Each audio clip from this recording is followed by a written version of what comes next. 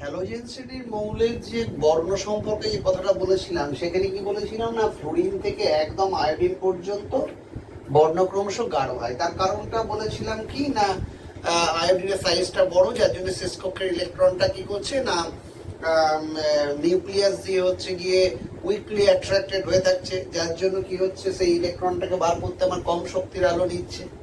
তবে কম শক্তির আলো নিলে কি করবে, সে হচ্ছে বেশি শক্তির আলো ছাড়বে, যার জন্য আয়োডিনের বর্ণটা কি বেগুনি, কারণ বেগুনি বর্ণের তরঙ্গ দৈর্ঘ্য কম, যার জন্য শক্তিটা কি হবে, বেশি হবে।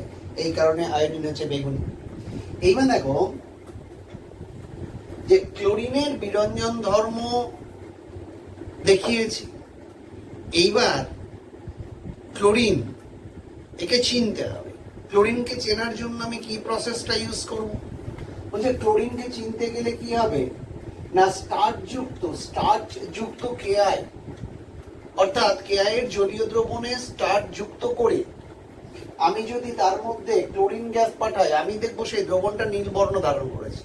কেমন না, কেআই তার সঙ্গে যদি আমি ক্লোরিন দিই, তাহলে তৈরি হবে 2KCl প্লাস I2, আয়োডিন তৈরি হবে। সেই আয়োডিনটা স্টার্চের সঙ্গে যুক্ত হবে, স্টার্চের সঙ্গে যুক্ত হয়ে নীল বর্ণ ধারণ করবে। তাহলে যে আয়োডিনটা তৈরি হবে সেটা স্টার্চের সঙ্গে যুক্ত হয়ে নীল বর্ণ ধারণ করবে। তাই এইটাই হচ্ছে গিয়ে ক্লোরিনের শনাক্তকরণের পরীক্ষা। এবার দেখো, ক্লোরাইড মূলককে চিনতে হবে। ক্লোরাইড মূলককে চিনতে হবে মানে তার মধ্যে প্রথমেই যেটা ড্রাই টেস্ট, সেই ড্রাই টেস্টে বলছে ক্রোমাইল ক্লোরাইড টেস্ট। মানে ক্রোমাইল ক্লোরাইড টেস্টটা হচ্ছে যে পটাশিয়াম ডাইক্রোমেটের সঙ্গে, ধরো আমি বলছি NaCl, ক্লোরাইড যুক্ত লবণ NaCl, তার সঙ্গে হচ্ছে ঘন H2SO4, এইটা মিশিয়ে যখন আমি হিট করব, হিট করলে কি তৈরি হবে, হিট করলে তৈরি হবে তোমার হচ্ছে গিয়ে ক্রোমাইল ক্লোরাইড তৈরি হবে। মানে K2SO4 plus CrO2Cl2 plus, sorry K2SO4 নয়, KHSO4 plus NaHSO4 plus H2O। এই CrO2Cl2 কে বলা হয় ক্রোমাইল ক্লোরাইডের বর্ণটা বাদামি। এর বর্ণ থেকে চিনতে পারি যে আমাকে যে স্যাম্পলটা প্রোভাইড করেছে তার মধ্যে ক্লোরাইড মূলক বর্তমান। ব্যালেন্সটা খুব ইন্টারেস্টিং, 4 4 2 6 3H2। তাহলে এইটা হচ্ছে ক্রোমাইল ক্লোরাইড টেস্ট। এই ক্রোমাইল ক্লোরাইড, এইটা হচ্ছে বর্ণ কেমন, বাদামি। তাহলে ক্লোরাইড মূলকের ড্রাই টেস্ট যেটা, সেই ড্রাই টেস্টে আমি এটা গিয়ে বার করতে পারলাম। এরপরে দেখো ওয়েট টেস্ট। ওয়েট টেস্ট মানে যে সমস্ত ক্লোরাইড মূলকগুলো জলে দ্রবীভূত হয় বা যাদেরকে আমরা সোডিয়াম কার্বনেট এক্সট্রাক্ট দিয়ে ক্লোরাইড লবণে কনভার্ট করি, তাদের জলীয় দ্রবণে যদি সিলভার নাইট্রেট দেওয়া হয় তাহলে কি হবে, তাহলে প্রথমে হচ্ছে সিলভার ক্লোরাইডের সাদা পদক্ষেপ করবে। সেই সাদা পদক্ষেপটা কি করবে, সেই সাদা পদক্ষেপটা এক্সেস অ্যামোনিয়াতে দ্রাব্য হবে। এরকম AgCl প্লাস 2NH4OH দিয়ে তৈরি করে কি AgNH3 whole twice Cl plus H2O 2H2O। তার মানে এটা কি দ্রবীভূত আর্জেন্টা অ্যামোনিয়াম ক্লোরাইড তৈরি করে। এই আর্জেন্টা অ্যামোনিয়াম ক্লোরাইড যেটা তৈরি করলো সেটা কি হলো, দ্রবীভূত হয়ে গেল। এবার ক্লোরিনের জারণ ধর্ম। ক্লোরিনের জারণ ধর্ম কেমন না, আমি যদি ক্লোরিন জল এবং SO2 তার সঙ্গে যদি রিয়াকশন করি, দেখো তৈরি হচ্ছে 2HCl প্লাস H2SO4। সেখানে এখানে 0 থেকে কত -1, তার মানে কি হচ্ছে, ক্লোরিনের বিজারণ ঘটেছে। যার বিজারণ ঘটেছে দেখে জারক, তাহলে ক্লোরিন জারক হিসেবে আচরণ করছে।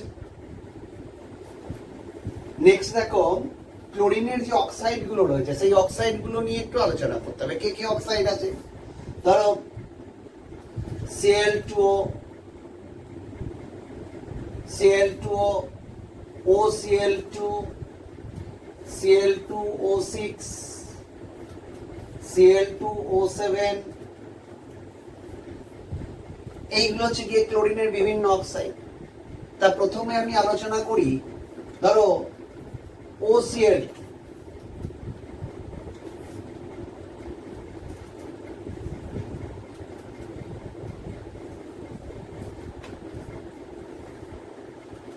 এটা হচ্ছে ClO2 আর এটা হচ্ছে Cl2। এই OCl2 আমি যদি এই গঠনটার কথা ভাবি, তাহলে এর মোড অফ হাইব্রিডাইজেশন হবে that equal to 2 plus up into 6 minus 2, that is 2 plus up into 4 sp3। তাহলে sp3 হলে বন্ড অ্যাঙ্গেল হওয়া উচিত কেমন? ধরো আমি বলছি ও এখানে লোন পেয়ার কত, lone pair obviously x minus sa, that equal to কত, x এর ভ্যালু বের হলো 4, 4 minus 2, that equal to lone pair. এখন তাহলে বন্ড অ্যাঙ্গেল কত হওয়া উচিত? 109 ডিগ্রি 28 মিনিট হওয়া উচিত, কিন্তু প্র্যাকটিক্যালের বন্ড অ্যাঙ্গেলটা হয়ে যায় কত, 111 ডিগ্রি মতন। এখন এই বন্ড অ্যাঙ্গেলটা একটু বেড়ে যাওয়ার মূল কারণটা কি বলছে? বলছে এইখানে যে বড় বড় দুটো এই বাল্কিয়ার গ্রুপ রয়েছে, এই বাল্কিয়ার গ্রুপের স্টেরিক হিন্ডারেন্সের জন্য, মানে ওদের স্টেরিক ঝামেলার জন্য বন্ড অ্যাঙ্গেলটা ওই স্বাভাবিক হিসাবের থেকে একটু বড় হয়ে যায়। এই কারণে বন্ড অ্যাঙ্গেলটা মোটামুটি 111 ডিগ্রি মতন হয়ে যায়। এবারে দেখো ClO2 এর যে গঠনটা, এর আমি যদি সংকরায়নটা ধরি, ClO2 মোড অফ হাইব্রিডাইজেশন হচ্ছে কোনটা না sp2। যখন sp2 হয় তাহলে এর বন্ড অ্যাঙ্গেলটা কি হওয়া উচিত? 120 ডিগ্রিতে মোটামুটি 118 ডিগ্রি মতন এটা বন্ড অ্যাঙ্গেলটা হয়। এখানে এই যে কেন্দ্রীয় পরমাণু ক্লোরিন, এর মাথায় একটা কি রয়েছে? এর মাথায় একটা অযুগ্ম ইলেকট্রন রয়েছে। এবার একটা বিষয় পরিষ্কার রাখতে হবে, ক্লোরিন এবং অক্সিজেন এদের মধ্যে বন্ড ডিসটেন্সটা প্রায় সমান। বন্ড ডিসটেন্সটা প্রায় সমান কেন? বন্ড ডিসটেন্স সমান হওয়ার মূল কারণটা হচ্ছে এখানে p-pi d-pi একটা বন্ড তৈরি হয়। p-pi d-pi বন্ড তৈরি হয়, তার মানে কি এরা একটা ডাবল বন্ড ক্যারেক্টার পেয়ে যায়, দুজনে একই ধরনের ক্যারেক্টার পেয়ে যায় বলে বন্ড ডিসটেন্সটা সমান হয়ে যায়। এবার যেহেতু ক্লোরিনের মাথায় অযুগ্ম ইলেকট্রনটা রয়েছে, সেই অযুগ্ম ইলেকট্রনটা থাকার জন্য এরা কি হয়েছে না এরা প্যারাম্যাগনেটিক ধর্মটা প্রকাশ করে। এখন ঘটনা হচ্ছে, মনে হতে পারে যে এনো যৌগের ক্ষেত্রে সে তরল অবস্থায় কি হয়ে যায়, তরল অবস্থায় ডাইমার করে, কারণ এনের মাথায় কি থাকে, অযুগ্ম ইলেকট্রন থাকে, থাকার জন্য ওরা যুক্ত হয়ে ডাইমার তৈরি করে ফেলে। কিন্তু এর ক্ষেত্রে হয় না কেন? ওই যে বললাম যে ওর পাই যে একটা যে অযুগ্ম ইলেকট্রন রয়েছে সে কি করছে, ডিলোকালাইজড হয়ে থাকছে অক্সিজেনের মধ্যে, ও ওই একই জায়গাতে কি হয়, লোকালাইজড হয়ে থাকে না, যার জন্য ওরা ডাইমার তৈরি করতে পারে না। Cl2O6 এর ক্ষেত্রে গঠনটা কেমন না এরকম গঠন হতে পারে। লুইস ডট গঠন অনুযায়ী যদি আমি করি তাহলে এরকম দাঁড়াবে, আর না হলে কেমন দাঁড়াবে না Cl double bond double bond double bond Cl double bond এইরকম হতে পারে। অথবা এরকম না হয়ে আরেকটা গঠনও হতে পারে। সেই আরেকটা গঠনটা কেমন? আরেকটা গঠন হচ্ছে ClO ClO Cl, এই গঠনটাও দেখানো যেতে পারে। তাহলে Cl2O6 এর যে গঠন, সেই গঠনটা হচ্ছে কি মানে এরকম। এরপরে Cl2O7, তাহলে Cl2O7 এর গঠনটা তো সেই একই ধরনের, কারণ এখানে দুটো Cl এর মধ্যে একটা অক্সিজেন ঢুকিয়ে গেলেই তোমার সমস্যাটা মিটে যাবে।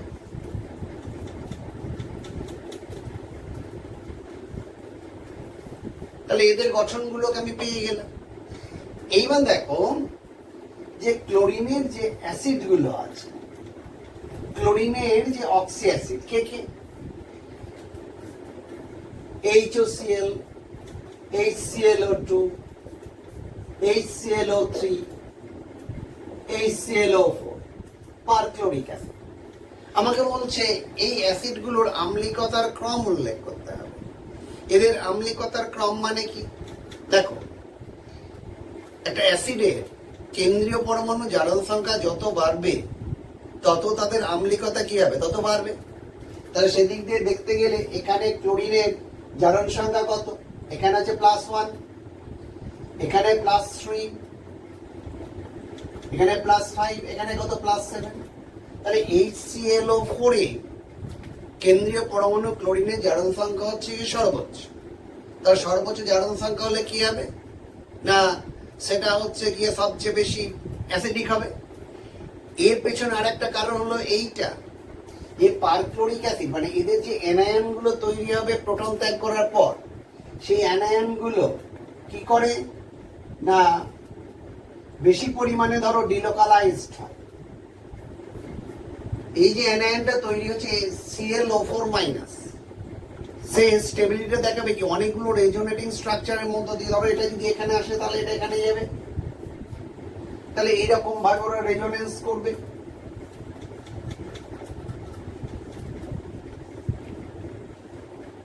এইরকম ভাবে রেজোনেন্স করবে।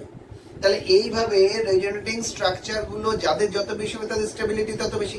তারপরে এরা সবাই প্রোটন ত্যাগ করার পর আমি কি দেখবো, আমি দেখবো এর রেজোনেটিং স্ট্রাকচারটা সবচেয়ে বেশি হয়ে যাবে, যার জন্য পারক্লোরেট অ্যানায়নটা সবচেয়ে বেশি স্টেবল হবে, যার জন্য হচ্ছে গিয়ে ওরা সবচেয়ে বেশি অ্যাসিডিক হবে।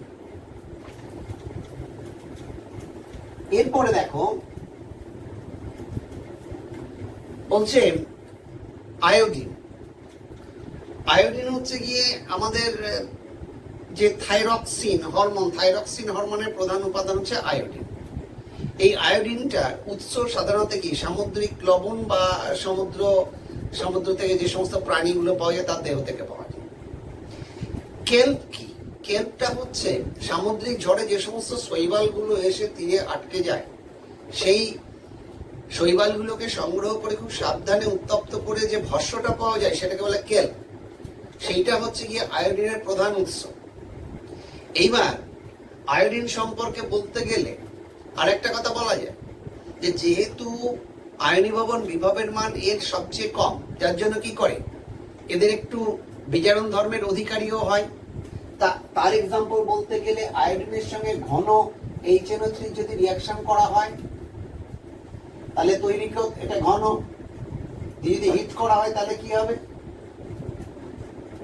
আয়োডিক অ্যাসিড তৈরি হবে, প্লাস নাইট্রোজেন ডাইঅক্সাইড প্লাস জল তৈরি হবে। দেখো তাহলে এখানে 0 থেকে এখানে কত +5, তার মানে আয়োডিন কি হয়েছে, জারিত হয়েছে, জারণ হয়েছে, তাহলে একে বিজারক। তাহলে আয়োডিন এক্ষেত্রে কি বিজারক হিসেবে কাজ করছে।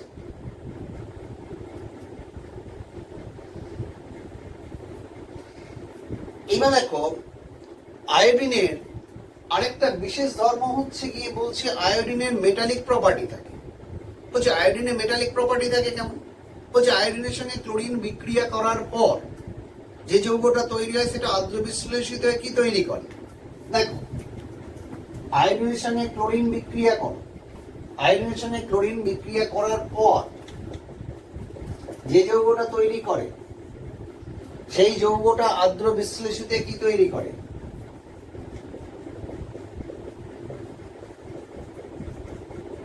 এই হাইপো আয়োডাস অ্যাসিড তৈরি করে। এই হাইপো আয়োডাস অ্যাসিডটা যখন তৈরি করে তার মাঝে বুঝে নিতে হবে আইসিএল যৌগটা ভেঙে I++Cl- তৈরি করে।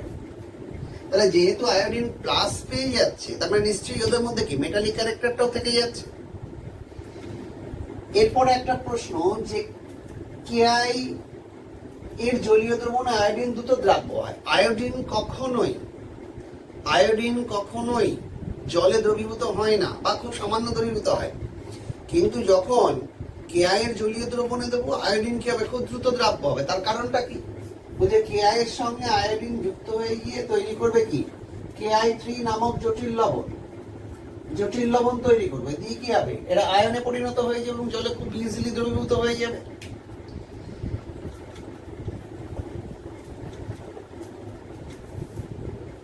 সোডিয়াম মানে পটাশিয়াম ক্লোরাইডের সঙ্গে আয়োডিনের বিক্রিয়ায় কি ঘটে, আর আয়োডিনের সঙ্গে সোডিয়াম থায়োসালফেটের বিক্রিয়ায় কি ঘটে, আর আয়োডিন পেন্টাক্সাইড সেটা কি কাজে লাগে। দেখো প্রথমে হচ্ছে গিয়ে আয়োডিনের সঙ্গে ধরো আমি বলছি সোডিয়াম থায়োসালফেট Na2S2O3, বা আমি যদি এরকম বলি যে জামা কাপড়ে আমার আয়োডিন পড়ে গেছে, সেটাকে মুছতে গেলে আমি কি ইউজ করব? না sodium thiosulphate.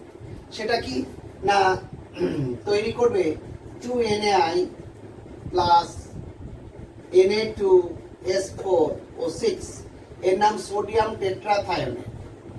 Sodium tetrathionate, sodium tetrathionate তৈরি করবে, এটা সোডিয়াম আয়োডাইড তৈরি করবে, দুটি বর্ণহীন।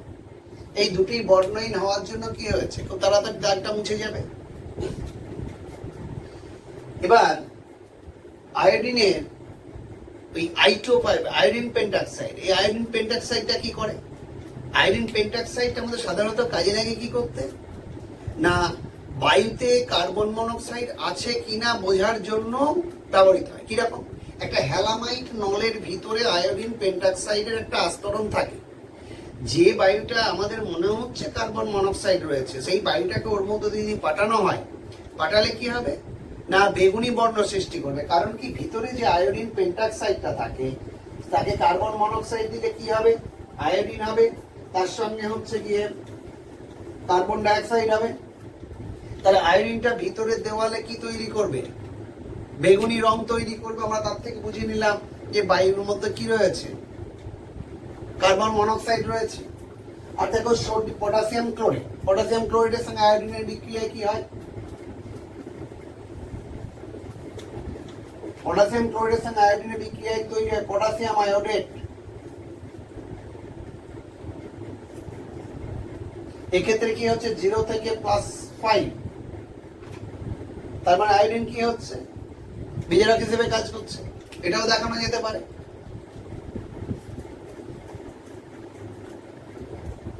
এবার দেখো হ্যালোজেন যে অ্যাসিড গুলো রয়েছে, হ্যালোজেন অ্যাসিডের মধ্যে প্রথমে বলি HF, হাইড্রোফ্লোরিক অ্যাসিড। তাহলে ফ্লুরিনের ইলেকট্রোনেগেটিভিটি বেশি হওয়ার জন্য HF অণুগুলো পরস্পরের সঙ্গে যুক্ত হয়ে কি ড্রাইমার ট্রাইমার তৈরি করে এবং এটাকে লিকুইড। প্রশ্ন হচ্ছে এই HF একে আমরা কাঁচ পাত্রে রাখতে পারি না কেন? না, ও হচ্ছে সিলিকন টেট্রাফ্লোরাইড তৈরি করে ফেলে এবং কাঁচ পাত্রকে ক্ষইয়ে দেয়। তাহলে HF কে তৈরি করি কিভাবে? বলছে HF কে আমি তৈরি করতে গেলে কি করব না, একটা লেড ক্রুশিবলের মধ্যে বা লেডের পাত্রের মধ্যে আমি কি করব না ক্যালসিয়াম ফ্লোরাইড প্লাস হচ্ছে গিয়ে ঘন H2SO4 মিশিয়ে হিট করলে কি হবে, ক্যালসিয়াম সালফেট হবে, আর তার সঙ্গে কি HF বেরোবে। এইবার বলছে যে ধরো এই ক্যালসিয়াম ফ্লোরাইডের মধ্যে ফ্লোরাইড মূলক রয়েছে, এটা আমি বুঝবো কি করে? আমি যদি বলি ফ্লোরাইড মূলকের শনাক্তকরণটা করবে কি করে, না এর সঙ্গে আমি যদি খানিকটা বালি মিশিয়ে দিই, অর্থাৎ লেড ক্রুশিবলের মধ্যে নেব ক্যালসিয়াম ফ্লোরাইড বা এরকম ফ্লোরাইড কোনো লবণ, তার সঙ্গে ঘন H2SO4 দেবো এবং বালি মেশাবো, এই হিট করবো। হিট করলে কি হবে না এখান থেকে বেরোবে কি, যেটা বেরোবে সেইটা দেখো কি হচ্ছে না, প্রথমে বেরোবে HF, সেই HFটা কি করবে না বালির সঙ্গে বিক্রিয়া করবে, দিয়ে তৈরি করবে কি SiF4 প্লাস H2O। SiF4 কে করবে। এইবার এই SiF4 যেটা বেরোচ্ছে ওর সামনে যদি কোনো ওই জলবিন্দু ধরা হয়, সেই জলবিন্দুটা অস্বচ্ছ হয়ে যাবে। কিরকম না SiF4 তার সঙ্গে H2O রিঅ্যাকশন করে তৈরি করবে H4SiO4, অর্থোসিলিসিক অ্যাসিড তৈরি করবে। Orthosilicic acid H4SiO4 plus H2SiF6, hydrofluorosilicic acid তৈরি করবে H2SiF6 H4SiO4। এই H4SiO4 এর জন্যই ওই স্বচ্ছ আস্তরণটা পড়ে।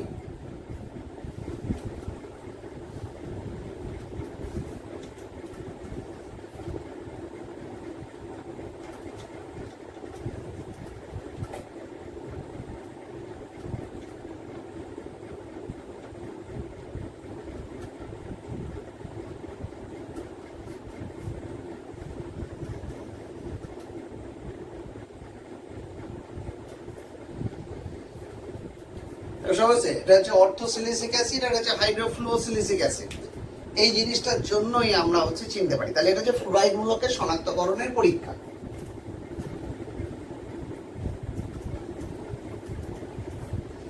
অনেক সময় করে কি যে বলছে বোরাক্স, বোরাক্সের সঙ্গে ক্যালসিয়াম ফ্লোরাইড এবং ঘন H2S উপর মিশিয়ে উত্তপ্ত করলে কি ঘটে। তার মানে আমার থাকবে এটা হচ্ছে ফ্লুওস্পার, বোরাক্স প্লাস ঘন H2SO4, এটাকে মিশিয়ে উত্তপ্ত করলে কি ঘটে। তো খুব ইন্টারেস্টিং ব্যাপার, এই রিয়াকশনটা কতগুলো পার্টে হয়।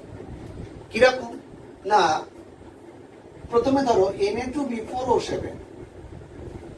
এই H2SO4 এর সঙ্গে প্রথমে রিয়াকশন করে তৈরি করে Na2SO4 plus 4H3BO3 boric acid তৈরি করে।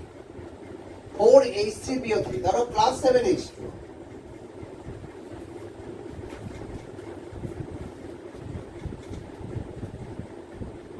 আমি আরেকটু প্রথমে একবারে ভেঙে বলে দিই, একদম ভেঙে বলি বিষয়টা কেমন। ধরো Na2B4O7 এর সঙ্গে হচ্ছে জল দিয়ে প্রথমে আদ্র বিশ্লেষিত তৈরি করে 2NaOH প্লাস 4H3BO3। প্রথম ধাপে এটা হচ্ছে। তারপরে ধাপে কি হবে, NaOH রিয়াকশন করছে H2SO4 এর সঙ্গে, তৈরি করছে Na2SO4 প্লাস 2H2O। এইবার দেখো এই যে বরিক অ্যাসিডটা তৈরি হলো, সেই বরিক অ্যাসিডটা কি করবে না, আবার এর সঙ্গে ঘন H2SO4 বিক্রিয়ায় যে HFটা তৈরি হবে তার সঙ্গে রিয়াকশন করবে। কিরকম, CaF2 তার সঙ্গে H2SO4 রিয়াকশন করে তৈরি করবে CaSO4 প্লাস HF। এই দুটো জিনিস তৈরি করবে। এই দুটো জিনিস যখন তৈরি করবে, সেই HFটা কি করবে না H3BO3 এর সঙ্গে রিয়াকশন করবে। H3BO3 প্লাস HF তৈরি করবে কি BF3 উদ্বায়ী। BF3 তৈরি করছে, তার সঙ্গে কি তৈরি করছে না 3H2। তাহলে আমাকে যদি বলে ফ্লুওস্পার, বোরাক্স এবং ঘন H2SO4 মিশিয়ে যদি উত্তপ্ত করা হয়, তাহলে দেখো ফাইনাল প্রোডাক্ট হবে কি BF3 CaSO4 Na2SO4। এইটা হচ্ছে তোমার ফাইনাল প্রোডাক্ট হবে, বাকি মাঝের গুলো সব কেটে যাবে। এবার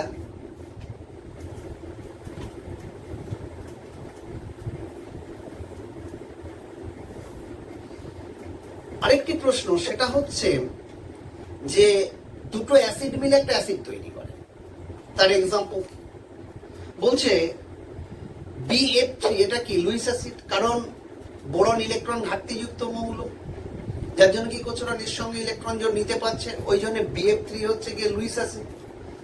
আর HF কি, এটা আরেনিয়াস অ্যাসিড, যেহেতু প্রোটন তৈরি করতে পারে জলীয় দ্রবণে। তাহলে এর সঙ্গে BF3 যদি আমি রিয়াকশন করি, তাহলে তৈরি করবে কি HBF4 ফ্লুওবোরিক অ্যাসিড তৈরি করছে, ফ্লুওবোরিক acid.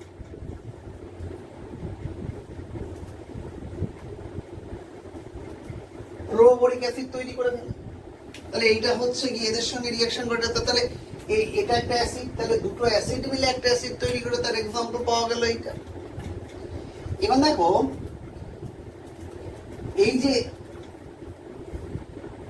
HCl, HBr, HI, HCl আমরা কি করে পাই, HCl পাই কি করি না NaCl এর সঙ্গে ঘন H2SO4 মিশিয়ে যখন আমি হিট করব, দিয়ে কি তৈরি হবে NaHSO4 প্লাস HCl, রাইট।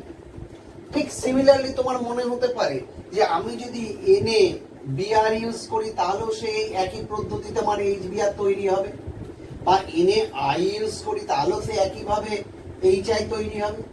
কিন্তু বাস্তব ক্ষেত্রে সেটা ঘটে না। কেন ঘটে না? কারণটা হচ্ছে যে প্রথমে HBr বা HI তৈরি হয়, কিন্তু ওরা বিজারক এবং ঘন H2SO4 জারক কি করে না, ওদেরকে জারিত করে দিয়ে তাদের মৌলে পরিণত করে। যেমন ধরো আমি বলছি NaBr, এর সঙ্গে কি করছে, ঘন H2 এসে রিয়াকশন করছে, দেখি তৈরি করবে NaHSO4 প্লাস HBr। এই HBr যেটা তৈরি হলো সে কি করছে, ঘন H2SO4 দ্বারা জারিত হচ্ছে, দিয়ে তৈরি করে Br2 plus 2SO2 SO2 plus 2H2O। Similarly আমি যদি NaI ইউজ করি তাহলে কিন্তু এখানে HI তৈরি হবে, আবার HI টা আবার সিমিলারলি রিঅ্যাকশন করে কি তৈরি করবে, I2SO2 এবং 2H2O তৈরি করবে। যে প্রশ্ন হচ্ছে কেন না HCl টা তৈরি হয় এই প্রসেসে, কিন্তু এগুলো তৈরি হয় না কেন? আমি প্রথমেই বলেছিলাম HI এর বন্ড ডিসটেন্স সবচেয়ে বেশি, তারপরে হচ্ছে HBr, তারপরে HCl। তাহলে এখানে HBr বা HI এরা হচ্ছে কি বিজারক। কেন না, যে বন্ড ডিসটেন্স বেশি বলে বন্ধন ভাঙন শক্তি কম, এরা তাড়াতাড়ি হচ্ছে গিয়ে জারিত হবে, যার জন্য এরা হচ্ছে বিজারক। তাহলে HI বিজারক, HBr বিজারক, কিন্তু HCl এ যেহেতু বন্ড ডিসটেন্সটা ছোট যার জন্য কি এ বিজারক নয়। এইবার দেখো তাহলে আমি HBr টা তৈরি করব কিভাবে, এই প্রসেসে তৈরি করতে পারবো না, তাহলে HBr বা HI কি করে আমরা তৈরি করব না, HBr HI তৈরি করার প্রসেসটা হলো ভেরি সিম্পল। লাল ফসফরাস এবং ব্রোমিনের মিশ্রণে ফোঁটা ফোঁটা করে জল যোগ করলেই, আগে দেখানো আছে লাল ফসফরাস এবং ব্রোমিনের মধ্যে ফোঁটা ফোঁটা জল যোগ করলেই আমার HBr তৈরি হয়, আর HCPO3 এবং HCPO4 তৈরি হয়, সেখান থেকে আমরা HBr কে পেতে পারি। এবার দেখো নতুন একটা টার্ম যেটা হচ্ছে গিয়ে ইন্টার হ্যালোজেন যৌগ, নতুন টার্ম ইন্টার হ্যালোজেন যৌগ। ইন্টার হ্যালোজেন যৌগ মানে কি? ইন্টার হ্যালোজেন যৌগ বলছে হ্যালোজেন শ্রেণীর যে মৌলগুলো রয়েছে ভিন্ন ভিন্ন, সেই মৌলগুলো পরস্পরের সঙ্গে যুক্ত হয়ে যে যৌগ তৈরি করে সমযোজী বন্ধন দ্বারা আবদ্ধ হয়ে, তাদেরকে বলা যায় ইন্টার হ্যালোজেন যৌগ, তাদেরকে বলা যায় ইন্টার হ্যালোজেন যৌগ। যেমন ধরো আমি বলছি আয়োডিনের সঙ্গে ক্লোরিন রিঅ্যাকশন করছে, দিয়ে কি তৈরি করছে, ICl, আয়োডিন মনোক্লোরাইড তৈরি করছে। তাহলে এই আয়োডিন মনোক্লোরাইডটা কি যৌগ, ইন্টার হ্যালোজেন যৌগ।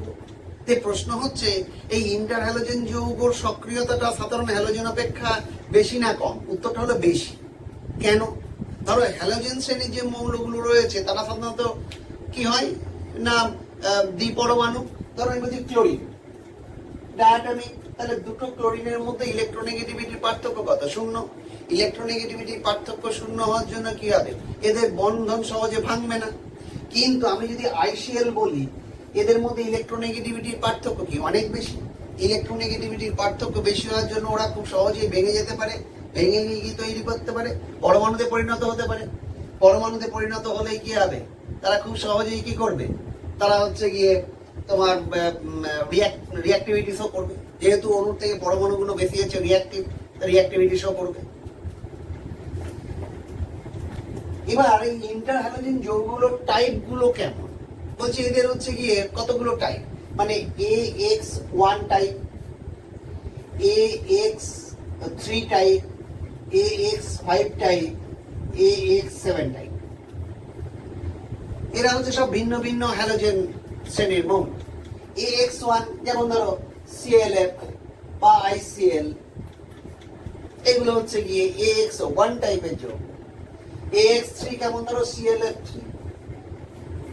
AX5 কেমন হতে পারে ধরো IF5, AX7 মানে কি না IF7 হতে পারে। এই এত টাইপের হতে পারে, এগুলো সবাইকে বলা হচ্ছে ইন্টার হ্যালোজেন যৌগ। এইবার এখানে একটা প্রশ্ন আসতে পারে, বলছে ClF3 তৈরি হয় বাট FCl3 তৈরি হয় না কেন? FCl3 তৈরি হয় না তার কারণ হলো এইটা, দেখো ক্লোরিনের সাইজটা হচ্ছে ছোট এবং ভ্যাকেন্ট ডি নেই এবং ইলেকট্রোনেগেটিভিটি বেশি। তাতে কি হলো, ধরো ক্লোরিন তার সাইজ বড়, তার সঙ্গে হচ্ছে ছোট ছোট তিনটে ক্লোরিন অবশ্যই যুক্ত হতে পারে, এখানে স্টেরিক হিন্ডারেন্সের কোনো প্রবলেম হবে না। আর যদি FCl3 বলি, এর তো ভ্যাকেন্ট ডি অরবিটাল নেই, যার জন্য ভ্যালেন্সি এক্সপান্ড করতে পারে না, তো বাইরে পক্ষে তো একটাই অযুগ্ম ইলেকট্রন থাকবে প্রথম কথা। তার কথা হচ্ছে ক্লোরিনের যদি কেন্দ্রীয় পরমাণু হিসেবে কাজ করে তার সাইজটা কি ছোট, তাহলে ছোট সাইজের কেন্দ্রীয় পরমাণুর সঙ্গে বড় আকারের যে পরমাণুগুলো রয়েছে তারা কি বেশি সংখ্যায় যুক্ত হতে পারবে? পারবে না। কারণ কি? দে আর গেটিং স্টেরিক হিন্ড্রেন্স, মানে স্টেরিক ঝামেলার জন্য এটা আনস্টেবল কম্পাউন্ড তৈরি করে ফেলবে, অস্থায়ী প্রকৃতির যৌগ তৈরি করবে, যেটা হচ্ছে কত? FCl3। সুতরাং FCl3 অস্তিত্ব থাকবে না, কিন্তু ClF3 অস্তিত্ব থাকবে। ঠিক সিমিলার একটা কোশ্চেন, ধরো আমি যে এই যে হেপ্টাহ্যালাইড যেটা বলেছি, এটা একমাত্র একটাই এক্সাম্পল হতে পারে, কোনটা? আর এর ক্ষেত্রে হতে পারে, এর ক্ষেত্রে BrF5 ও হতে পারে, কিন্তু ClF5 হবে না, কারণ ক্লোরিনের সাইজটা ব্রোমিনের মতন বা আয়োডিনের মতন অতটা বড় নয়, যার জন্য হচ্ছে গিয়ে ওই 5টা ক্লোরিন সেখানে অ্যাকোমোডেট করতে পারে। কিন্তু একমাত্র IF7 তৈরি হয়, কারণ আয়োডিনের সাইজটা বড়, ক্লোরিন ছোট, এবং এক্সট্রিম ইলেকট্রোনেগেটিভিটি থাকার জন্য ওই বড় আকারের আয়োডিনের সঙ্গে ম্যাক্সিমাম সংখ্যায় যুক্ত হতে পারে এবং কেন্দ্রীয় পরমাণুকে সর্বোচ্চ জারণ স্তরে নিয়ে যেতে পারে, যার জন্যই হচ্ছে গিয়ে IF7টা তৈরি হতে পারে। এবার এদের গঠন আকৃতিগুলো কেমন? এদের গঠনগুলো ধরো আমি বলছি আই শেয়ার, তাহলে গঠনের কথা যখনই আসবে তখন হচ্ছে কেন্দ্রীয় পরমাণু সংকরের চরিত্রটা আসতে হবে। যেহেতু এখানে দুটো পরমাণু রয়েছে, সুতরাং এখানে গঠন তো অল টাইমসই কি হবে? সরলরৈখিক হবে, এটা নিয়ে আমাদের কোনো অসুবিধা নেই। ধরো আমি বলছি ClF3 যদি বলি, তাহলে গঠন করতে গেলে কেন্দ্রীয় পরমাণুর সংকরায়নের চরিত্র কি হবে? X = 3 + ½ × 7 - 3, that equal 3 + ½ × 4 5। তারপরে সংকরায়নের চরিত্র হচ্ছে sp3d। sp3d মানে কি? ট্রাইগোনাল বাইপিরামিডাল। তাহলে ট্রাইগোনাল বাইপিরামিডাল যদি হয়, তাহলে মধ্যখানে কি ট্রাইগনটা রয়েছে। আর লোন পেয়ার কটা? লোন পেয়ার হচ্ছে গিয়ে 5 - 3, দ্যাট ইকুয়াল 2। তাহলে এর গঠনটা কেমন হবে? ধরো আমি যদি এখানে x রাখি, মানে a রাখি, x x x, এখানে লোন পেয়ার থাকবে, এখানে লোন পেয়ার থাকবে, কারণ এদের বন্ড অ্যাঙ্গেল কত? 120 ডিগ্রি। তাহলে এদের একটু চাপের জন্য এর গঠনটা কেমন? টি আকৃতি, মানে টি শেপড হয়ে যাচ্ছে এদের গঠনটা হচ্ছে টি শেপ। এবার দেখো এর গঠনটা এরকমও দেখানো যেতে পারে যে এদের বন্ড অ্যাঙ্গেল কত? 90, এদের হচ্ছে কি 120। আমাকে গঠন সেইটাকেই করতে হবে যেটা হচ্ছে গিয়ে মানে মিনিমাম তোমার হচ্ছে গিয়ে লোন পেয়ার রিপালশনটা হয়। তাহলে আমি যদি এই তিনটে জায়গায় যদি আমি একেবারে ট্রাইগনের এইখানে যদি রেখে নিই, তাহলে এদের বন্ড অ্যাঙ্গেল কত? 120 ডিগ্রি। আর এখানে লোন পেয়ার আছে, এখানে লোন পেয়ার আছে, দুটো লোন পেয়ার কত? দুটো লোন পেয়ারের মধ্যবর্তী অ্যাঙ্গেল কত? 180 ডিগ্রি। যার জন্য এইখানে সবচেয়ে মিনিমাম রিপালশন ফোর্সটা থাকবে, যার জন্য সবচেয়ে ভালো এর হচ্ছে গিয়ে যে শেপটা টিয়ের আকৃতি চলে আসে এদের একটু প্রেসারের জন্য।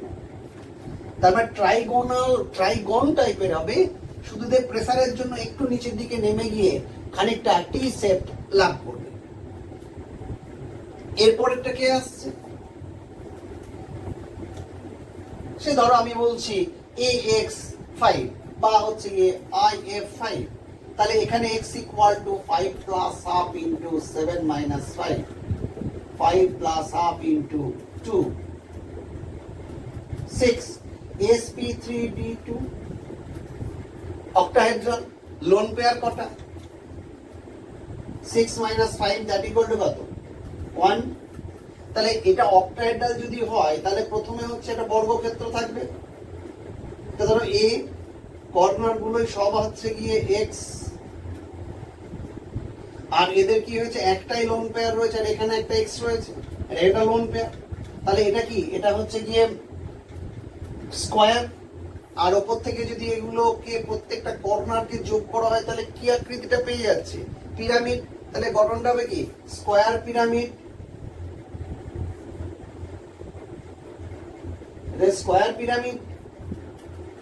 স্কয়ার পিরামিড তৈরি হয়। তাহলে IF7 এরটা কেমন হবে?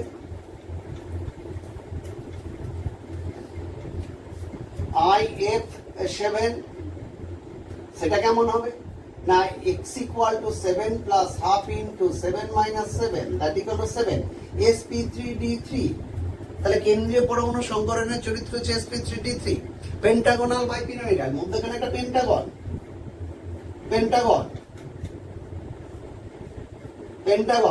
বাইপিরামিডাল